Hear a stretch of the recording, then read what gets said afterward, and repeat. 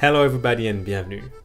We've learned a lot about the different combinations of letters and sound in French, but to really sound like a French person, you also need to have the right rhythm. And before we go any further, let's talk about syllable breaking. And French syllables break similarly to English syllables, which means 1. Every syllable has one and only one vowel sound. And 2. When possible, syllables prefer to end with a vowel. Syllable breaking is pretty intuitive and you already do it.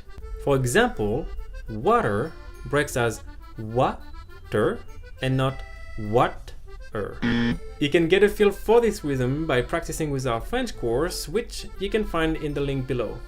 Now let's dive into some prosody. In French, we always accentuate the last syllable, like in aujourd'hui, demain, pleuvoir.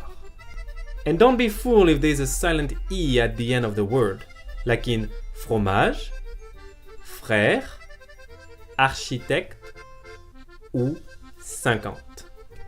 And because this silent E is silent, of course it doesn't get stressed.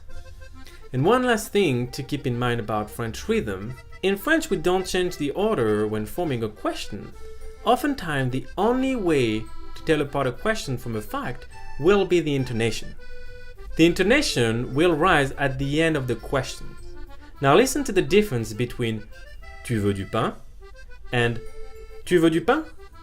So one of the best ways to improve your accentuation in French is to practice with real conversations. So check out our Mango app for desktop and mobile and start working on your spoken proficiency. If you like this video, make sure to subscribe, leave a thumb up and share it with your friend. Thanks for watching et à bientôt.